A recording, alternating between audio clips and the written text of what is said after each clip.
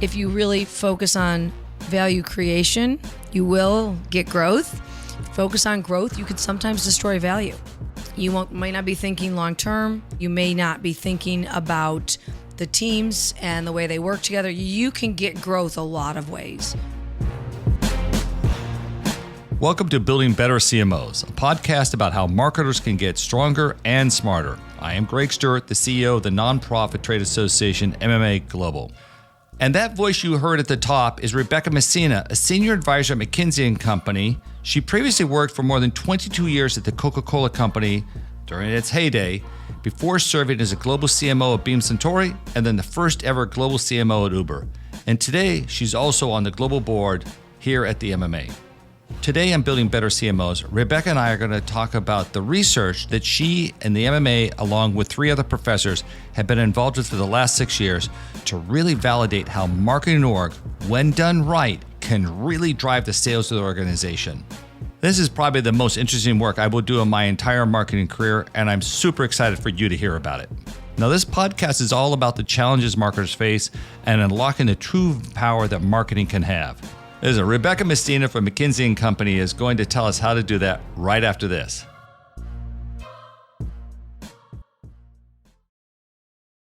Rebecca Messina. Oh my God. I was going to say long time since we've spoken, but I think it was Monday this week. I think that's right. I think so.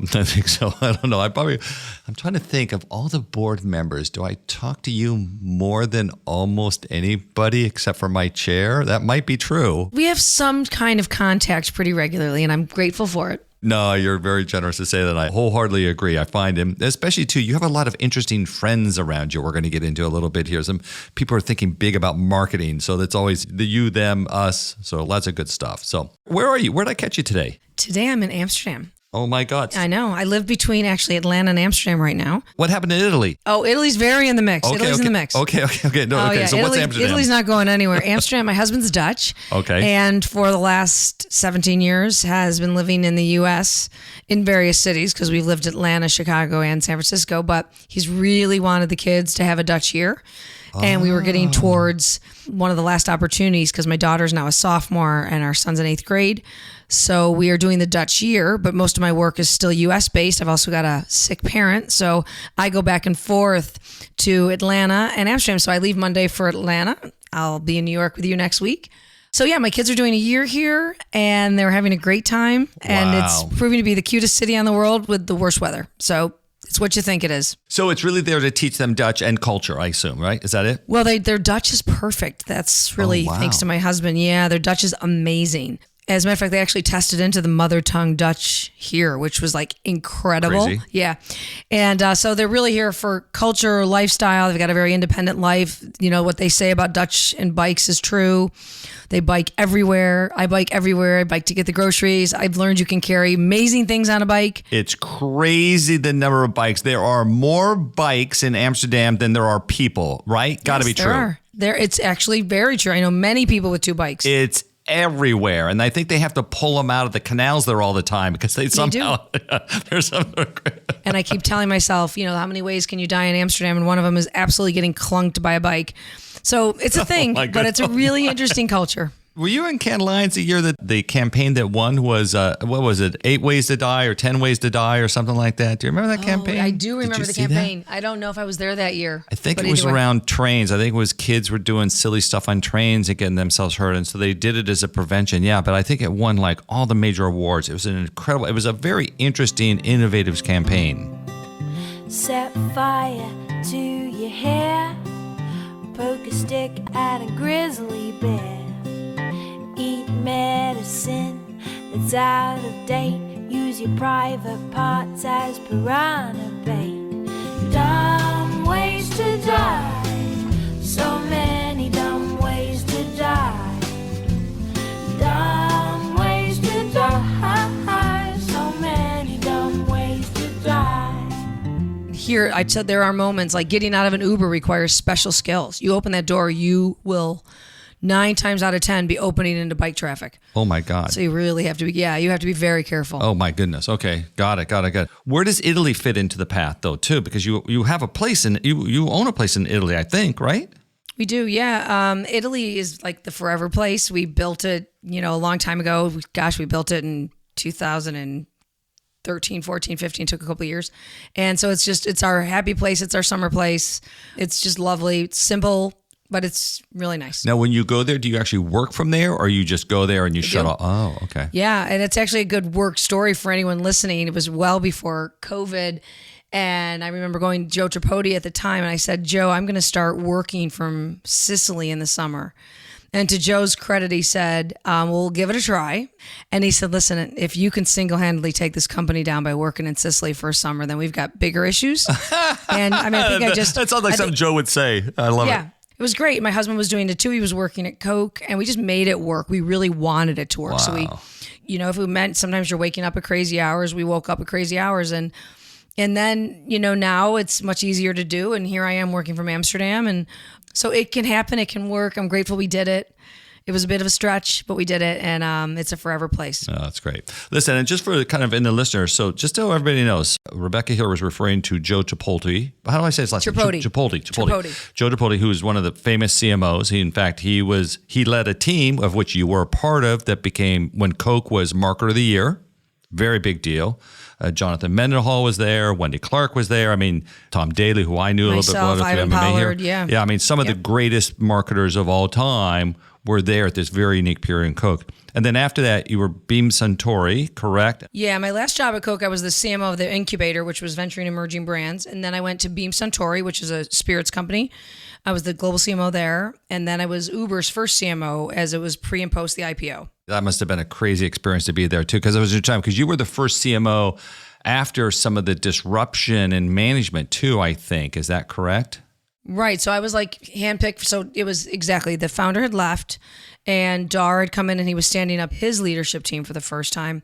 And it was a company that, if you think about it, for 10 years, at that point, about 9 years, become everything it was without a marketing leader. They did do a lot of marketing. Though, right? Because Kellen was there at that time. They did, but they did everything in pockets. So I think Kellen was doing U.S. marketing. Somebody else had a smaller brand role for a while. They had never had a big concerted effort of an organized approach to the discipline of marketing. But it was consistent with how a company goes really, really fast. Yep, totally. They parse it out and give everybody a lot of autonomy. And as they grew up, that became, more difficult to sustain. And they had amassed a lot of marketers. And so it was a really interesting remit and a really interesting time to be there. I think I kind of remember too, the 2,500 marketers or something like that, right? At Uber, something like that? Not quite. Not that big? But a lot, about 12, maybe about 12, okay. 1,000 to 1,200, yeah. I doubled it over time, so sorry That's about okay, that. Okay, got it. Yeah, but no, it was a big marketing organization. Yep. And they spent a lot of money. I can remember numbers in the, $1 million a week kind of discussions at some point. Yeah, it was crazy. Yes. $1.5 million. Yes. Yeah. Yep. They were actually the ones who discovered a lot of that fraud stuff that was such a big deal that we talked about a lot at the board levels and stuff. So, okay. Well, listen, Rebecca, here, why don't we jump right in? Because I think there's a lot of other chit chat. You and I know each other for a long time, so we could have fun with that. But I think there's a bigger topic, obviously, and it really fits into building better CMOs and the whole thesis of the show, which is around what do you, in your experience, exposure, perspective, what do you think we don't get right as marketers? What do we miss? What do you think the industry would be better off? Because that's the thesis of the MMA. The MMA is to find problems and go fix them, to make marketers and CMOs better. The whole title of the show, get the whole idea. But in your experience, and you're interesting because you've had a number of somewhat radically different experiences, some of those, what do you think it is? Let's put a statement out there and let's riff on that for a while. I think we believe that once a CMO, always a CMO anywhere. And I think that's where we get it wrong. If you're at the Coca-Cola Company, marketing is the center of the universe. It's clear how marketing creates value. People understand the role it plays. You're going to amass great marketing talent across all aspects of marketing. And it's a well understood discipline. My middle experience at Beam, there's a certain way things are done, but they're maybe not using all of the tools at their disposal. So part of what I was there to help do was, maybe modernize a bit, kind of bring out some of the better brand building fundamentals. And Uber may be one of the most modern companies, but yet had never really put any of the fundamentals in place, hadn't really organized or understood that they'd really amassed a coalition of marketers. The opportunity was to really kind of integrate it. And I think what sometimes we don't do enough of is understand how unique. Each moment in time is not just how each CMO is, but how the moment in time, what that company needs at that time, and the way to add the greatest value is to point the vectors in that direction of value creation and line up the teams, the skills, the people behind it to go and chase that. Okay, so that could sound a little bit like, oh, every situation's a unique snowflake, which is hard to communicate to the rest of the C-suite. You're not just being open-ended like, hey, we just make this shit up as we go. That's not where you're going. Oh, no, I actually think everything is unique. It isn't. There are some fundamentals that get skipped. Yeah, okay. And what I'm advocating is stop skipping the fundamentals. It's almost like one of the fundamentals, I'll be honest, is mindset. We talk about skill set, we talk about data sets, and we come in and we say, if we only added these skills, that if only we had access to these data sets. The truth is, a lot of this is a mindset. And I find, and I'm fortunate because I have a McKinsey side of my life, I've got a Markup side, I've got a lot of private advising, I'm inside a lot of companies of all different shapes and sizes. And I think it's this mindset of value creation. And I'm choosing that word over growth. Because I think if you really focus on value creation, you will get growth. Focus on growth, you can sometimes destroy value. Oh. You might not be thinking long term. You may not be thinking about the teams and the way they work together. You can get growth a lot of ways. And so I always like to parse out the difference and articulate the role of marketing in terms of how it creates value, long and short term.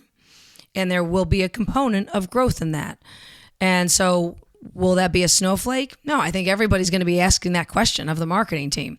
So talked about maybe, I don't know, there are a series of different mindsets. Is that how you would approach it? Keep riffing on mindset and what that means. I think there's kind of three mindsets, three pieces that I think are critical. So this is where we're not unique. I think marketers still have the old-fashioned job of inspire. And I don't know who else in the organization is going to do it. Inspiring consumers, inspiring behavior, inspiring action.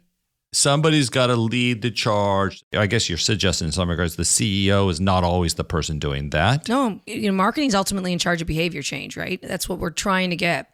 And that requires inspiration at many levels.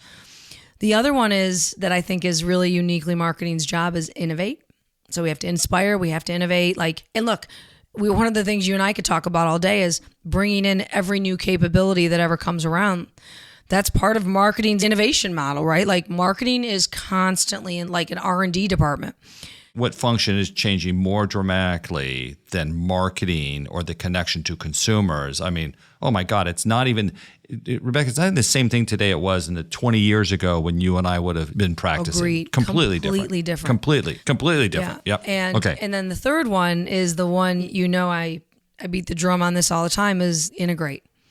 This is a dispersed, fragmented, distributed, I don't even know if I want to call it a function anymore. I really do use the word either a network or a coalition because I think the activities that need to happen to create that value that we just talked about are often very dispersed. They sit across many areas of responsibility. And I think sometimes we get in and we fight for the teams directly into us. And I think that fight is almost futile. I think the better opportunity is to integrate the pieces. And research shows that when CMOs can integrate the pieces, play a unifying role, the results really improved for them and for the experience of everyone around them, and ultimately for the consumer. And so I'd say the three things I said are innovate, inspire, and integrate. And that's their mindsets, right? I'm here to move people. I'm here to help us work through new things and create new value. And I'm here to put the pieces together. So let's talk a little bit about those pieces then, because, granted you're here to move, but it's not just a, hey, whip them up into a frenzy and turn them loose. The project that you've been involved with for 20 plus years, that MMA has been involved with their friend Dr. Omar Rodriguez Villa for the last 7 years, I guess, here at the MMA, is around trying to create structure around capabilities. So talk a little bit about that work, because I think that's the foundation of the integrate and putting the pieces together. It is. Is that right? It is. And the genesis of the work, and again, it's really all Omar's credit. Omar was on my team at Coke a long time ago, and he was leading the work on my team to help us really continue to transform and keep marketing on its edge. And he had this brilliant idea that if you operate in as many countries as a company like Coke operates, you have like a research project in the making. So let's study the capabilities that are present in our winning most countries. And so he stood up a research project called Winning Marketing Organizations. And it helped us identify the capabilities present in our winning most teams around the world. So the teams in countries that are having the best financial performance, is it had the strongest brand simple? power, Okay, yep. All of those things. Yep. Few more than just financial. Many measures, yeah. Classically Omar, many measures. And one of the capabilities was their ability to integrate across what was critical at Coke, which was called franchise and commercial leadership. And a marketer that could put the pieces together, a marketing team that did that well, they were consistently outperforming our others. Omar went on to get his PhD. Omar went on to become a professor at Emory and at Georgia Tech. Yep. And that work, he's given it a whole new life because together with other marketing academics who are leading in the world of marketing capability, he's taken that work and turned it into industry-wide work because he's taken and looked at companies around the world that are outperforming others and been able to identify some things that are present in those.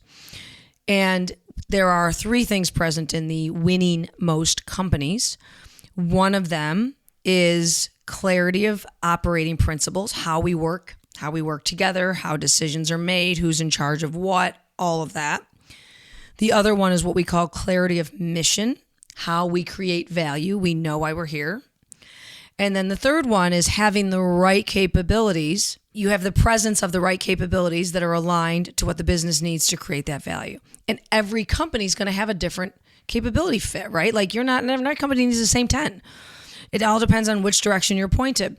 So those 3 things, clarity of mission, clarity of operating principles, and clarity of capabilities are the 3 things present in the winning most companies today. And I continue to see it play out over and over again. And just to be clear, Rebecca, just for the listeners' sake here, I obviously know a little bit about this since a lot of this work has been interwoven with the global board of the MMA and the support of the CMOs there. You know, this is not an idle like, hey, we think this is best. We got Dr. Sundar Begawach, who has come in and done a massive statistical and mathematical analysis around this work and tying what really matters to growth, like what do high performance companies really do, not this sort of retrospect, like it's a real, I believe to the best of his knowledge, it'd be a causality relationship. I think is where he's going on that. Mm-hmm. And then we should have mentioned, just because, you know, Neil will yell at us if we don't bring his name up, but Neil Morgan, Dr. Neil Morgan also involved too. Just by the way. But they're 3 of the world's best. Oh, they really are. And they're excellent at what they do. And we've been able to tie the presence of these activities, and particularly the fit on capability, to financial performance. What I love about this, and even this conversation you and I are having, this is available to everyone. Yeah. And I don't just mean the work. I mean, these are variables at our disposal. We could fight all day for more money for tech or more money for better data sets, even paying more for talent. This is available to all of us to take the opportunity to define the value creation for marketing, to be clear on how we operate, and to ensure we've got the right capabilities. That's at everyone's disposal. And I love where this came from too, because I was in that very first meeting. I think this is before, I don't remember if you were at that. I wasn't at the meeting, but I was on the MMA then. Yeah. You heard? Okay. Yeah. What happened is Dr. Omar and I had a meeting. It was a private closed door session with some of the world's biggest CMO. I remember the CMO, it wasn't Deb Wall, it was before that. It was Tim Mahoney. But CMO of General Motors was there. CMO of T-Mobile was there at the time. CMO Chobani, Duncan Brands. There were big CMOs in the room. I remember this. And Omar threw out an open-ended question. It was just meant to be a warm-up. We were just going to spend 10 minutes and move on to something else. And the question was, what is the role of marketing? What's the role of CMO? Assuming those are intertwined. And I'll never forget, 1 hour later, we realized nobody in that room agreed what the role of the CMO or the role of marketing was. And that, to me, that's probably one of the most eye-opening moments in my entire career in marketing, to go, oh my God, if we don't know what the hell we do, how in God's name do we explain it to the CFO, the CEO, or the board? How are they, non-marketers, supposed to understand if we can't be clear? And I suspect that it was that led then Omar and team to come up with that there's really 3 primary marketing strategies. There's only 3. There could be combinations of it, but there's only 3. What are those? There's only 3. They all begin with an E for the listener's sake, so get your pens out. But one is what's called exchange value. So that's a company company that creates its value through personalization, transactions, one-to-one interactions. Think Amazon. Probably the best example. Yeah, classic, the DTC that came all the rage, which is a very different capability set. Okay, keep going. Okay, what else? So that's one. Yep. Brand plays a very different role there. Exchange for it. Yep. Okay, exchange value. The second one is experience value. I'm going on a flight on Monday to the US. I'm already getting my text messages from Delta Airlines. I'm going to check in on Sunday. And then from Sunday all the way through to landing, I can track my bags. I can do all of these things, right? Yep. Experience. They are deriving their value and creating value with customers through experience. That is their differentiator. Yep. Delta, I think, was always the example we use, is probably the best in the performers of these. And you think about even companies like Travel, they don't really do brand advertising, at least that I see much anymore. They don't. They basically have their loyalty programs, and they've been really fixated on experience because we all hated flying. And they've done everything best they can for now to make it better. So yes, it's all about that. Yep, go ahead. Absolutely. And then the third one is maybe what you'd call the classic one. Yeah. What's called engagement. And a good example would be like the Coca-Cola Company, a company that creates its value with consumers through an engagement model, being relevant, being meaningful, being a brand you want to have in your life. A lot of your luxury goods companies operate a little bit in there, and sometimes they bleed into experience as well. So those three things of exchange, of experience, and of engagement are really important conversations because, as an example, if you've brought in an engagement-heavy CMO to an exchange company, you're going to you have done that intentionally because you believe the role of brand is fundamentally more important. Right, because you're maybe moving the strategy of the company here, people. It's not just that hey, we've come up with a new idea looking at the world. Right, No, it's a business model shift. Yes. Money flows differently in that company. Everybody's got to agree. Right. But what's the complexity, though? So if you go from exchange to engagement or whatever, what's the complexity, though, for those marketing departments? Yeah, that's just it. And so the complexity is choosing what we're going to call your capability stack almost. But again, I think you nailed it. Often we think that marketing is disconnected from the business model. Better not be. Right. It's so embedded. Everything that I just explained to you is literally a business model and the way money will flow, the way value will flow. And, in the engagement model, you're going to need some patience, right? The demand cycle is going to be longer. You believe in building brands for the long term, and it's very different. Listen, this is such a big deal. And the issue, just to be really clear for everybody, it's you don't necessarily need data scientists as a part of a brand model. I'm not saying there isn't maybe some value creation there, but it's not the important. But if you're doing transactions, if you're DTC oriented, then the data scientist people are the most important people in the business. They probably also relate in the customer experience. So Omar and team have come up with 72 capabilities required across the three marketing stacks. Just for the listener's sake, there are other ways to create value. They're not all customer facing. Yeah. The three other ways to create value are operational value, knowledge value, and strategic value. So I'll really quickly, strategic value would be a marketing organization that's enabling someone else through strategy. We come up with and help you decide the next areas of growth, and somebody else goes and chases it. Okay. That can happen. Sometimes that is even in B2B companies. Another one is operational value. We tie the pieces together behind the scene. We give the sales team all the materials they need, but we're really more operational value behind the scenes. And then the third one is knowledge value. And this one pops up a lot. Is a second area together with the 3 E's, with one of the 3 E's from many companies. Yep. This was a big one for me at Uber, actually. This is where you're bringing unique perspective. You're bringing knowledge about consumers, knowledge about the marketplace, knowledge about where the world's going. You're bringing knowledge, insight into building new products, into reaching consumers in new ways. It's a really important one, but we call it firm facing. It's more internally, it's creating value, and then that value will get delivered, if you would, through one of the externally facing ones. Yeah, I misstated earlier. You're right. Let me just correct for everybody there, which you did. Appreciate that, which is that there's 72 capabilities across all 6. You got it. Yeah. It's not just 6 against get the 3. divided into 18, and then 18 of those, they fall. Yeah, exactly. And so you nailed it, though, Greg. That's why the 72 is an incredible tapestry of more capabilities than you'd ever have, but it really represents all of the aspects of all the activities of marketing. The really important job for a CMO, and where I think we undervalue sometimes, we don't put enough time in, is designing that capability strategy to ensure that fit is tight.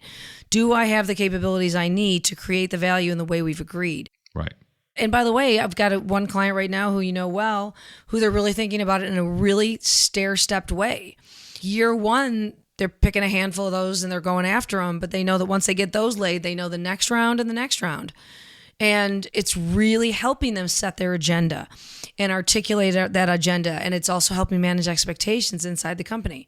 And as they get asked to deliver certain things, they can articulate, we don't have those capabilities yet. We can go outsource them though. That's a route, right? There's many ways to get access to the capabilities. Yeah. Again, just to make sure everybody's really clear, this is not also endemic to the category. So I used the example earlier, Delta and all airlines, they're all pursuing a customer experience strategy. It feels like to me, at least from the limited exposure I have to every airline that, other than United, I fly all the time.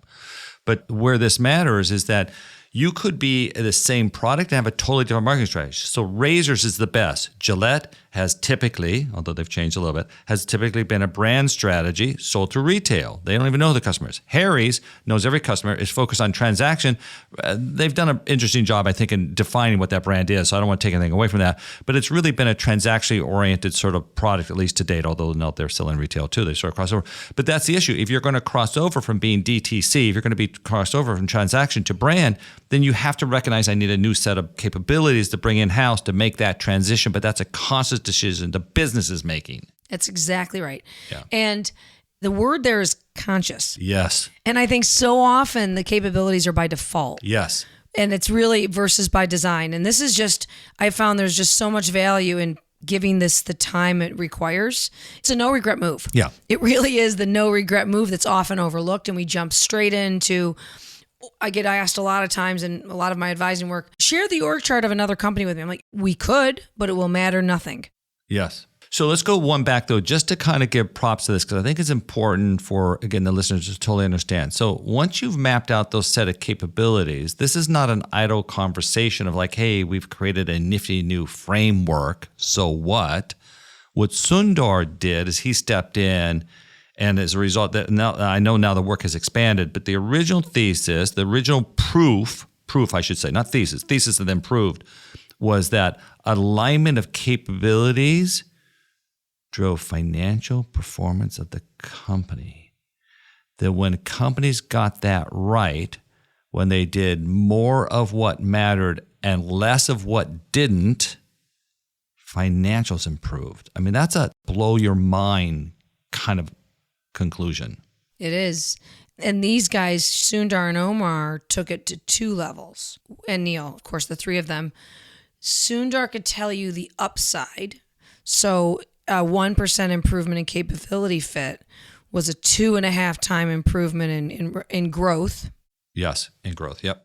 And then Omar went on to look at, you said it very well, there was a nuance in what you said. When you're working on things that don't matter as much, that's called unproductive. Yeah.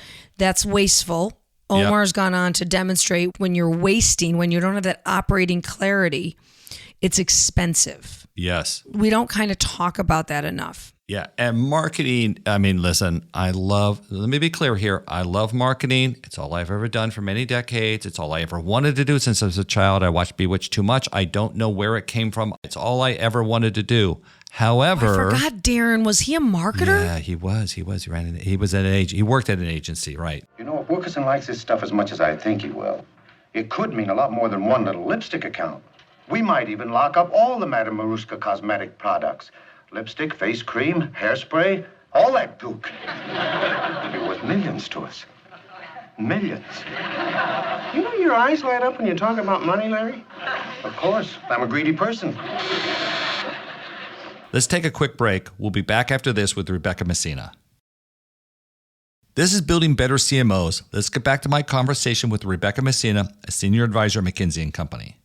So here's the thing. What we don't really necessarily track on this, what we're not really sort of always sure about, is that as marketers, we love shiny objects and we tend to run at what's next and new. It doesn't mean for the strategy that we have that we should be doing that or doing it in the way that we are sometimes. That's right. And well, very often, you nailed it. So like there's a chart I used once was like all of the activities present in marketing 20 years ago and the activities present today. Yeah. And it's enormous. Oh, it's insane. Yeah. People want to go search. I don't mean to interrupt. Just search online. Look for the MMA capability. I'm sure it's MMA Marcaps. Do MMA Marcaps capability map. You'll find a Google search. Yeah. You're exactly right, which is we hear about a new area and we think we too have to go become best in class in that. And the question is, no, you Not don't. necessarily. You know, what Coke needs to be good at, Uber doesn't need to be good at. What Uber needs to be good at, Coke doesn't necessarily. And we start to chase these things. It doesn't mean that they don't matter in a business. There might even be a role for it. And there might be some value you can create. And the question is, when is the right moment to go do that? And what is happening, and I see this in a lot of companies, is they tack on all these new capabilities and all these new people come in, and it's really hard to understand what role they play in value creation because nobody's ever articulated that, how the vector's pointing. And so it ends up becoming fragmented and dispersed versus coordinated and value creating and accelerated. And so it's a big one, but we all chase them. And somebody's going to come down the hall to you one day and go, hey, where are we at on ... name the new thing? Yeah, name the new thing, right. I think we constantly spin out of control, that kind of thing. We do. So, Rebecca, let's go back, though, to one of the other elements you said. Let's talk about mission a little bit, because I think what's been funny on this work as I've observed it, so tell me if I'm capturing this right. You know, there's a very mathematical orientation to capability fit to strategy, right? That's kind of what they created. And that's very cool because no other part of the business has done that. Mm-hmm. However, I think in most of the engagements or when I see Omar working with a CMO, I don't get a sense they even hardly get to fit. They never get past mission. It's a great point. Is that true? Right now we have 5 active, I'm involved with 5 clients. We do get to fit. Okay, good. Thank you. We put a lot of time to get that right, but yeah. But let me rephrase it. You nailed it. Often, this is the statement that's opening. We have a mission. We just I think we have a fit problem. We do the assessment. We find out, well, you're right about the fit problem, but you actually have a mission problem. we measured that, by the way. You have a mission problem. How does it pop up? I mean, listen, we're obviously not going to talk about companies here, but in the abstract, how does mission, what happens? We try to ask, is there a mission that's present? Is it one you're engaged in? Is it one you're excited about? Is it one that you understand? And what we consistently find, we often find often there is a mission present, but the engagement in the mission is low. We also have some clients where there is no mission present. Or then we ask the question, articulate the mission to us. We'll have somewhere there'll be, let's call it 60% of the people that were surveyed will say there's a mission present. You ask them what's in the mission, we word cloud it, there's 1,000 different things. So there's no consistent mission present.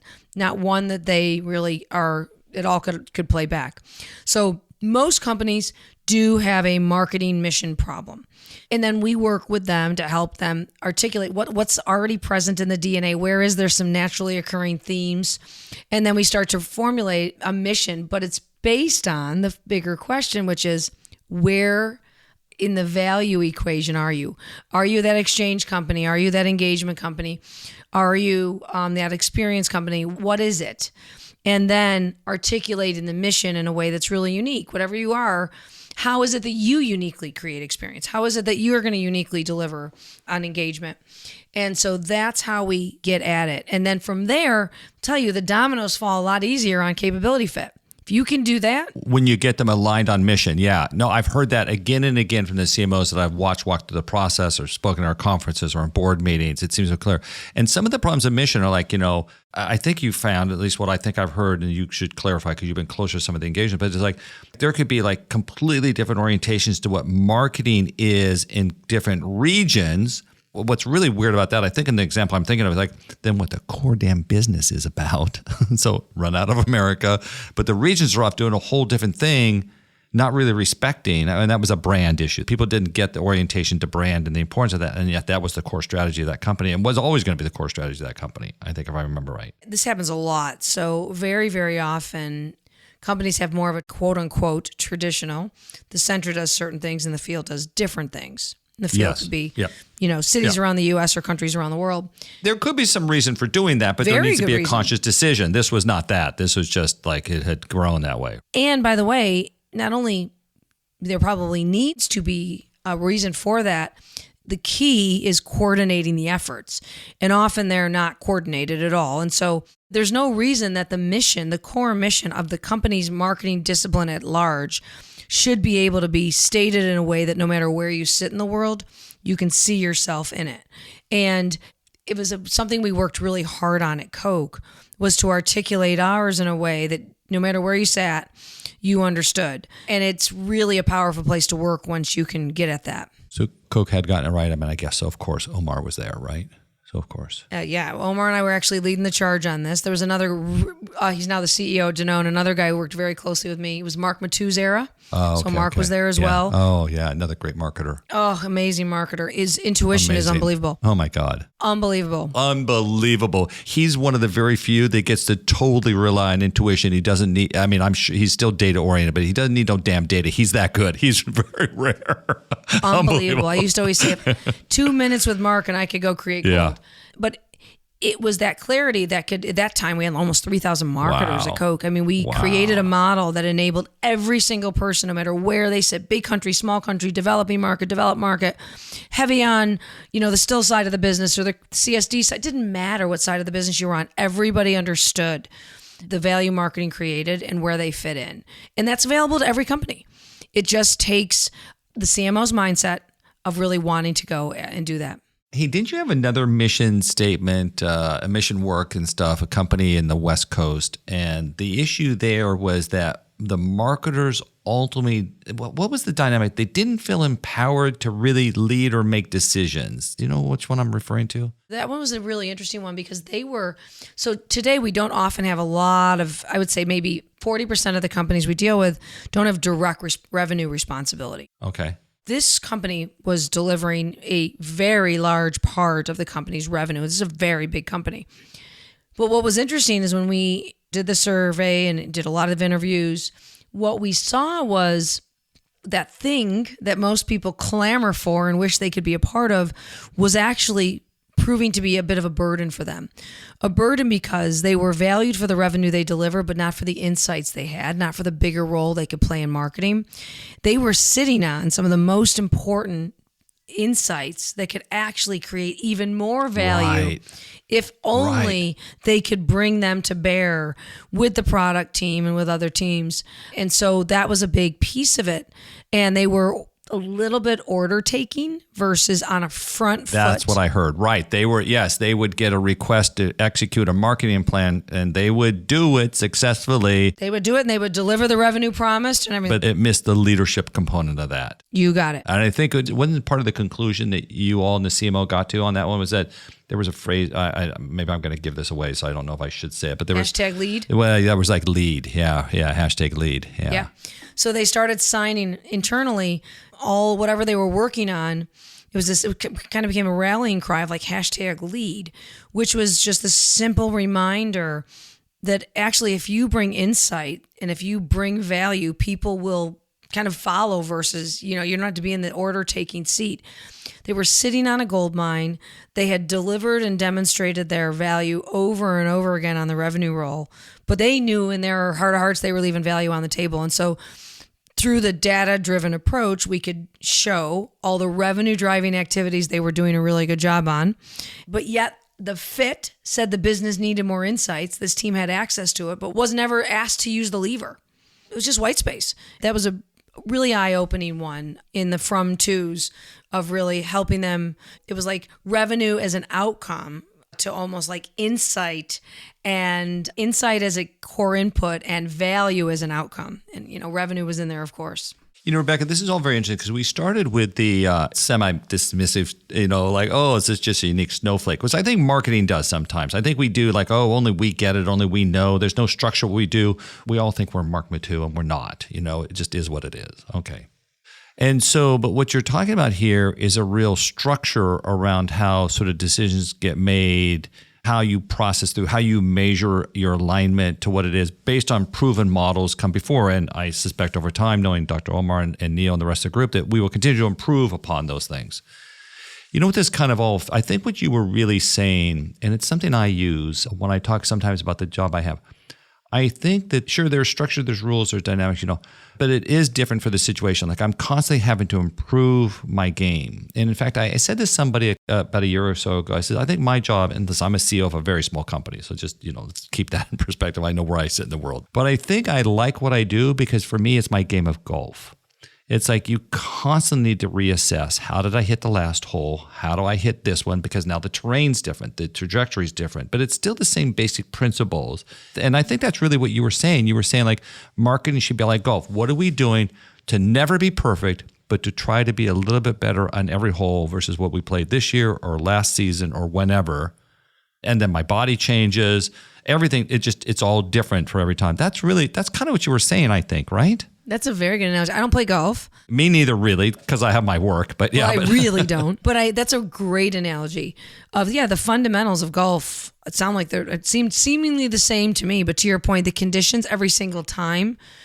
I would imagine every single thing, every action you take has something to do with wind and terrain, and to your point, how you're feeling that day. And so I think we can all talk ourselves into anything we want most of the time, right? We could talk ourselves into why we're so unique. This is about actually going, this function, this area, whenever somebody asks you, should I go into marketing? Yeah. Your answer should be, do you like change? Yeah. Right? Because if you like change, this is the discipline to sign up for. And that's what makes it interesting is you're never done. You're absolutely never done.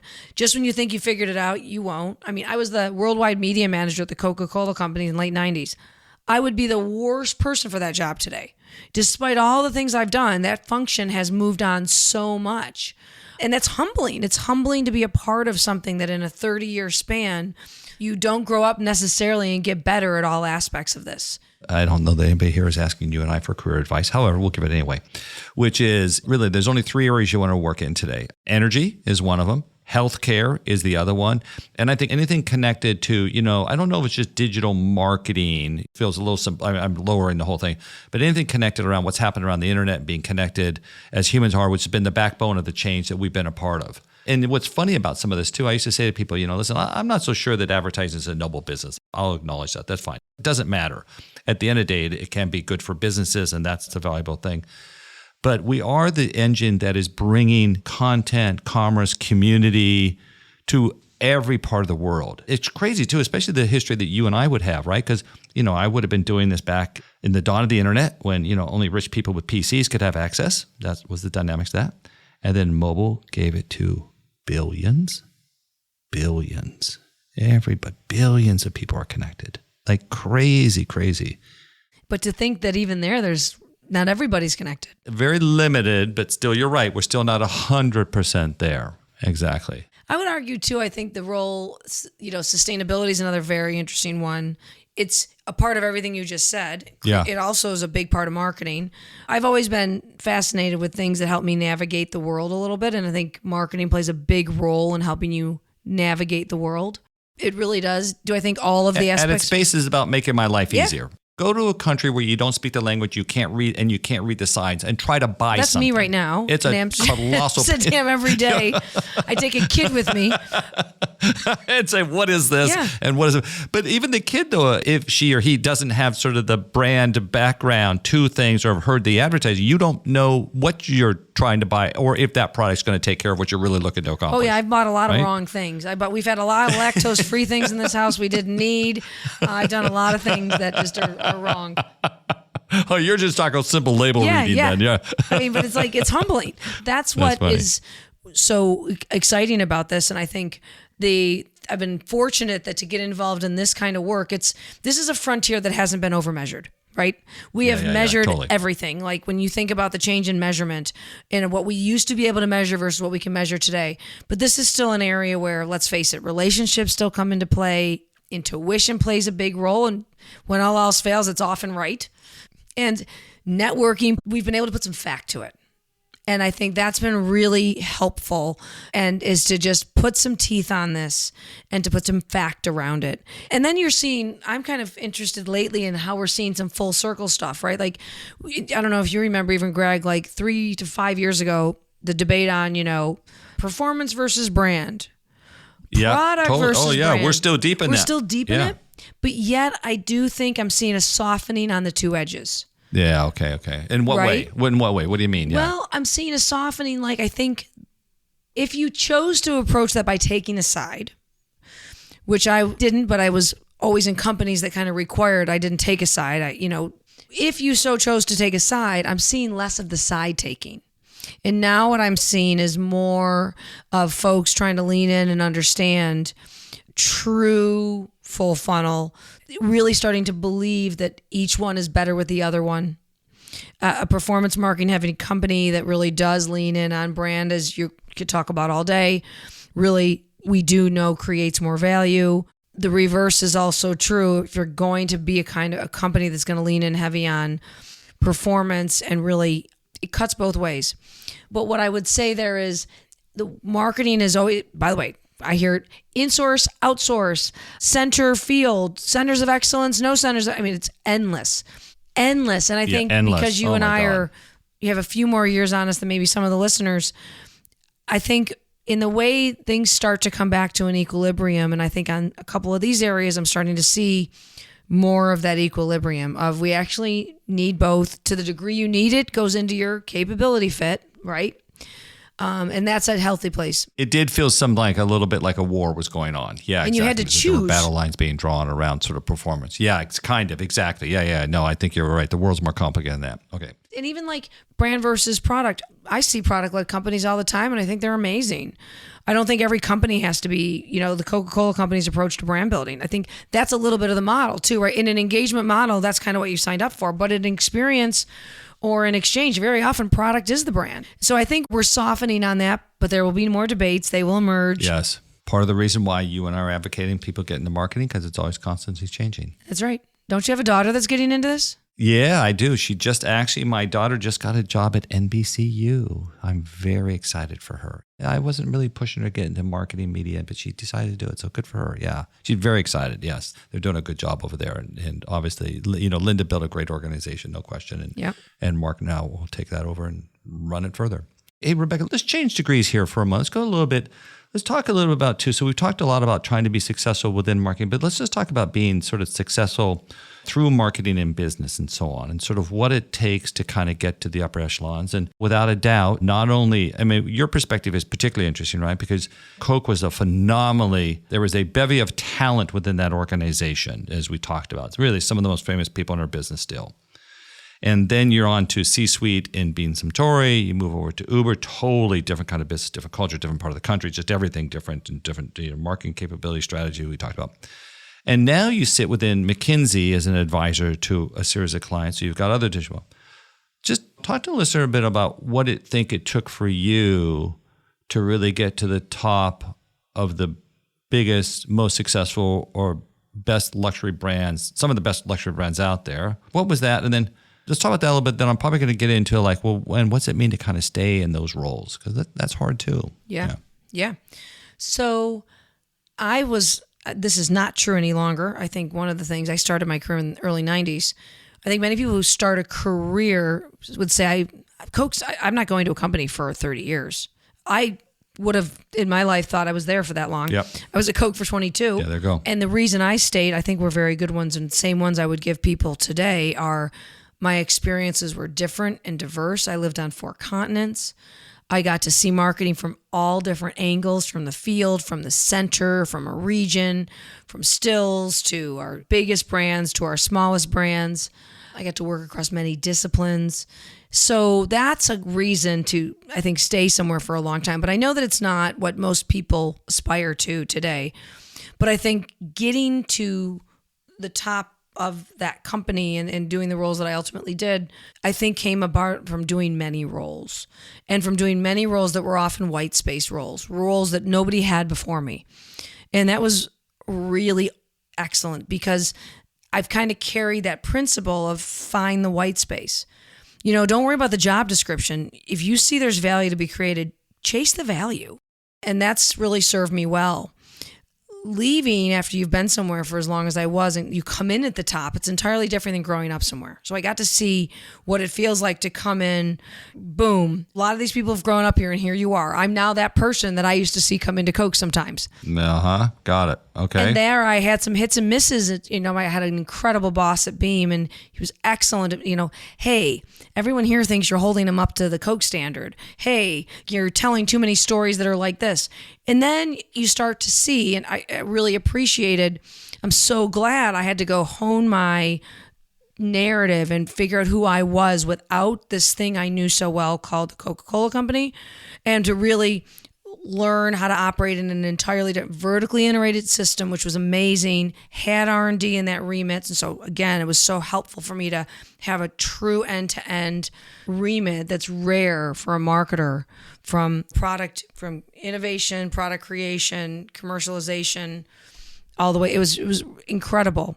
Japanese ownership, all the fun stuff. And then, of course, 2.5, 3 years later, to get the phone call from Uber at such an interesting time in that company's trajectory. Oh, my God. You had to say yes to that. Well, it was funny because initially I didn't even return the phone call the first time. Oh, really? No. Oh. And I was out for a walk a month later with a friend. And she's like, what's going on? I'm like, I'm loving my job. I got this call from Uber. And she's like, and I'm like, I didn't call him back. She's like, seriously? You didn't call him back? And I said, no, I didn't call him back. And she's like, why did you call him back? Why didn't I call him back? Because it was right when Dar had just come in. He's been in like 2-3 months. Okay. And at this point, it's still like delete Uber, and there's a lot of negativity at that time, right? Because of Travis. Yeah. And, I think you know me well enough. The listeners don't have a clue, but like, I'm not that person. I'm not, You're not a go to war person. No. And I was agree. like, I lead different. And I saw some early signs that Dar really wanted to build a different leadership team. And so my friend's like, I think you should return the call and just maybe talk to them. So slowly through 2018, we had many, many, many, many conversations. And as I got to know the company, I saw that indeed they were fundamentally trying to change that narrative and take that next step to kind of this grown-up moment for the company, if you would. And there, what you're walking into, right? You're walking into, it's a high growth environment. It's a high pressure environment. And I would do it again. I left after a year, but I would do it again. It was that meaningful. The people I was able to impact, the changes I was able to make, or at least get started. So, but I think in all 3 instances, we did the markups work in all of them. In every one of them, I was able to start with a mission, the clarity of the capability map and all of that. And I would do that all again. I think sometimes we hold the expectations that I always tell people I would go to Uber again and I would go to Australia again. And what does that mean? I took a 1-year assignment to go with Coke and live in Australia. And I knew it was a 1-year end-to-end fixed. Yep. And they were 2 of the best years of my life. So I think sometimes people are afraid of things. Wait, so the 1-year job turned into 2 years, just to be clear, right? But like, as long as you go in to create value, I think sometimes we think we have to sign up for these 5 years, and we joke about the CMO tenure and all of that. And I don't think every job requires you to be in it 3 to 5 years. There can be new value to be created. There can be a lot of reasons. But again, it goes back to moments in time. As Uber's coming out of its IPO, the landscape is shifting. It's time to really rethink things. A lot of the job of marketing that I came in to do, they were rethinking whether it was still the way they wanted to point the value. That's fair.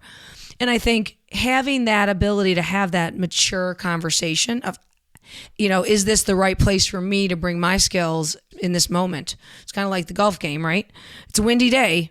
What advice would you have for people, Rebecca, having sort of been through that now, having been through a couple of different companies, like you said, coming at different places and different ways, different industries? What advice do you have for people now? One, there's risks. There's risks in staying and there's risks in going. So who knows, right? But my advice is go in with the right mindset of creating value, not being the hero, and they're different. Oh, that's and interesting. I sometimes think, I see it a lot. Phone calls come, they need a transformation, they need a change agent. Oh my God, which is always a lie. By the way, that's a lie. Nobody ever really wants transformation or change. It's just a lie. You need to assess how far they really think that is and what their limitations are. Yeah, right, because as soon as you start to push the knob, I see this a lot with my clients. Nobody wants it. Right. And then you went from hero to zero, right? And so I think you've got to really get clear on, am I the right person for what they are saying they need? And it becomes like, What does it need now? Not what did I read in the paper, not what do I think, like right now. And I feel good when I look back on my career. I saw why I was the right person for the job in that environment at that time. And I would say to anyone, that's what's really important is, does it feel right? Does it feel like a place you can bring value? Does it feel like you can push the boundaries? And I have been one that took a lot of risks. I put my family through a lot of change. I moved them around. That's not for everyone. Yeah. That's not for everyone. What does it mean to create value? Talk one more step. And listen, you don't have to name the individual companies, but maybe if you can give examples on how you think about that. It feels like it should be obvious, but it's not obvious, is it? It isn't. Yeah. But that's the beauty of it. Yeah. Is I could create value with it. You think about these multi-stakeholder businesses. Sometimes it's going to be creating value with our stakeholders, in which case consumers can be our stakeholders, but they're one of many. It could be creating brand value that's going to pay out over a very long time. You might not even see all the value you're going to create in that way. It can be value for people. It can be value for employees. By the way, I've always thought the environment was a stakeholder. Creating value for the environment, creating value for the communities we live in. And I just think the word is a little bit more meaningful for me than just growth. Growth is value, certainly, but it can maybe destroy long-term value in the pursuit of short-term value. So I just think if you put your vector in that direction and articulate it in a multifaceted way, you can help the business see, like I used to love the way Coke did this incredibly well. I was a really good friend of mine, Scott McKinsey. The way any of our really, really big partnerships, FIFA, the Olympics, it was 1/8 of the equation was the financial value that we could create. It was, do we leave the cities better that we worked in? Do we leave, right? Like, and that was a really powerful lesson in terms of what you can create in these kinds of roles. What does value creation have to do too then when having alignment to those who are already there? Isn't that sense of, I think we broadly call that politics, but we get misaligned about how we're trying to, I don't know. Well, I don't know. I don't want to define it for you. What do you think goes wrong? Where does it not work? Because everyone is looking for something different. I think one of the things that I've always tried to do is what is valuable to them. Everyone wants to create value. I've actually found that to be the most common galvanizing feature. Everybody's aligned. But if we don't align, if I'm there and I'm like, you're going to help me create value for this function, that never works. It's what is it that we both need here? And the more we have those conversations, and that's that integrate. Not everyone's here to deliver your value equation. And I think that's a hard piece of marketing today because it sometimes requires so many dots to be connected. And they don't often work for you. So the easy way is not because I said. Yeah. And so I think that, it's fatiguing, by the way, too. Connecting the dots can be fatiguing. Omar always taught me the thing, and I think he's really right. Talk about a guy who used to work for me, but really I think I've always worked for him because I learned more from him than the reverse could ever be true. He's pretty damn smart. He really is. Amazing. It's crazy. Yeah. He's Go ahead. Amazing. Not everything has to be collaborative. Just be clear when it can't be. Oh. Just be clear when it can't be. Because we pretend like, let's take something easy where everybody loves to collaborate, creative. Sometimes collaborating on creative is the recipe for the worst creative ever. Correct. So let's just be clear and let's just state it that this is not going to be collaborative. Here are the 2 moments you're going to get input and that's it and no mas. But instead, we pretend that it's going to be highly collaborative. And then along the way, all we do is disappoint you with our lack of collaboration and the creative that you don't like. It's funny, I had a coach actually point out to me one time, the trick he kind of taught me was really good to say, listen, I'd like to hear your opinion. I understand I need to make the decision here, but I'd like to hear your opinion. So what you're doing is you're creating a collaboration, but you're telling them at the end of the day that it's my decision. I'm the one empowered and forced to make that, and I will make that decision. I have found that to be really kind of good sometimes with people, especially when you're a C-suite executive. At some point, somebody's got to make a damn decision. We got to move on to the next. Exactly. Right. And just so telling people when it is or isn't, but stringing them along as if this is always going to be collaborative and co-created isn't right either. But there are moments when it is necessarily so. And I sometimes say to people, it's going to maybe feel like it's slowing you down in the beginning, but you're going to go so much faster and so much farther. It's that old proverb, right? Sometimes you need a little break. Listen, you have brakes on a Formula One car so you can go faster. It's the quality of brakes on Formula One that allows them to go as fast as they do. And some people forget that brakes are what matter. Oh, I didn't know you were a Formula One fan. I'm not, but I hang out with Lou Pascalis too much, and he tells me everything. So that's what I got that. Yeah, he loves it. Okay, listen, we're gonna wrap up with a couple of lightning questions because there's gonna be caveats on yours. Okay, the question I'm gonna ask you is, who else in marketing, person or company, do you really admire today? Okay, but by the way, you can't pick Coke, you can't pick Uber, you can't pick Beam Suntory. Okay, trying to think who else you can't pick. You can't pick McKinsey. You can't pick McKinsey. Okay, so who do you most? What person, company do you think is just doing a kick-ass job today? I'll say a couple of my clients actually that I can name. I think Kellen's doing a killer job in a very complex environment. Oh my God. That work that she presented at the CMO Summit about how she crafted that brand and the process, but all three things were true. She inspired. Unbelievable. Yes. She innovated in the approach and she integrated. And I love what she's doing. So I think she's doing a very, very good job. And I think there's a classic example of where the value will be short and long term. Oh my God. Talk about, listen, we've all done brand exercises. I've never really heard it like that at that scale. Yep. So I think that's a person that I think is killing it. She's very impressive. Another marketer who I think is incredible, and I think she's really helped turn a company around, is Nikki Newberger at Lululemon. She worked for me at Uber. Unbelievable talent. She was running marketing for Uber Eats. Okay. Incredible talent. Just incredible. But just think about what they've done. I experienced the brand a lot.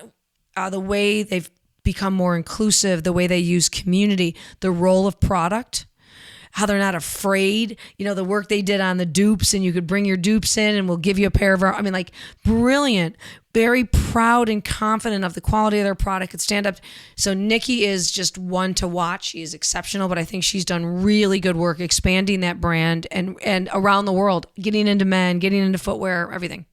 Wow. Okay. So obviously 2 next questions. First one's what's most overhyped in marketing, and then followed by what's most underhyped or most underappreciated. But what's most overhyped right now in marketing today? What do you think we're just all wrought up against and oh my God, let it go, people? I hate the word hyped only so I hate not answering your question the way you asked it. I think AI is most overhyped and most underhyped. Okay. I think it's going to change everything. Yeah. Okay. I think it's going to change everything. I do. But hype, because as a result, we become an echo chamber just talking about that. Again, I think it's an opportunity to say, if not this, then what? There will be another thing. Yeah. Yeah. Just like 20 years ago when you started or MMA was, mobile was everything. Yeah, mobile was everything. It was everything. It still is everything. It's changed every one of our lives. It doesn't matter as much anymore. Right, exactly. I totally agree. But if we've learned anything from that, we will learn how to integrate it. We will learn how to work with it. It will find its incredible place in our lives, and it will be onto a new thing. And I think that perspective, just having now lived through a couple of these, we would do ourselves all a big favor by just allowing ourselves to think that we've been through huge change before. We've seen it. In most instances, it's made us better. Yeah. Often, there's risk with AI. There's funny things there. There's risk. Exactly. I think you're right. I had an interesting conversation amongst a few of the board members the other day, and somebody's pointing out, they go, it's cool. Of course, we all like ChatGPT, right now, and the excitement around some of that and generative AI, we're all just gaga with. I forget how they said it, but they were kind of saying a variation of I don't know what the killer app is. That's not the words they used, but that's what they meant. And so here's what's interesting. I think that's true. If you look back on history, mobile, the iPhone was introduced in 2007, right? That's when Apple released the first iPhone, okay? Uber didn't exist on that first phone. In fact, Apple didn't even know that apps were going to be the thesis of the whole damn phone. They didn't know they were going to stop us from making phone calls someday. Nobody makes phone calls anymore at all. I don't know when Travis started Uber. I know the story of how he started. I don't know the actual year he started, but it was a couple years in that cycle. So my take on AI is that it might be being built. I don't know, but we haven't seen the killer app yet. Yep, it's very well said. We haven't seen the thing that's going to transform it all. And that to me is very exciting. It is exciting. And that's one of the things I love about this. But I think the word hype is actually well chosen because hype means we make so much of it that all it can do is disappoint. And right. I don't think it's going to disappoint. I think it's going to delight us. Same as Uber did and changed all of our expectations. But I don't think it means we have to stop doing everything else. Yeah, well, yeah. Let's go back to some of the fundamentals that are a part of our conversation. Let's make sure we get the pieces in place and the foundation. Rebecca, listen, I can't tell you how much I enjoy working with you. You've been on the board for some number of years. I really appreciate the work that you and Markups are doing. I think it's instrumental. I've often said, I think the work in Markups, the work around it's MMA's marketing org structure, we call it MOST, is our think tank. But at Markups is the actual company that Omar and team have now founded to perform the service and continue to develop research out of. I do believe it's the most important work I will see in my entire career in marketing. I think there's nothing more relevant or exciting or fundamental than that. And I just wish we could do all we could to really help marketers get there faster, because I think we'll see such a transformation in the business of marketing if we can all get there. But that's, it takes time. Well, you and the MMA have been amazing. I feel fortunate that I now get to partner with these guys and help run these engagements and advance the work. But the pleasure of it is marketing's a people function. That is our greatest asset. And I'm just happy that it's something that focuses on that and it's available to everyone. So thanks for your support of it and always your support of me as well. Oh my God, so much fun. Thank you for doing this today. I appreciate it. You're welcome. Thanks again to Rebecca Messina for coming on Building Better CMOs.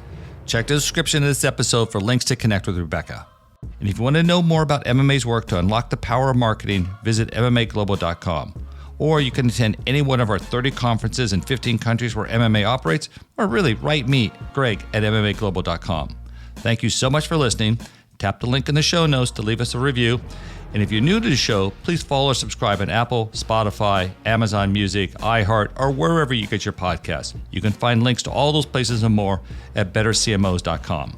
Our producer and podcast consultant is Eric Johnson from lightningpod.fm. Artwork is by Jason Chase, and a very special thanks to LaSarah Smith. This is Greg Stewart. I'll see you again in 2 weeks.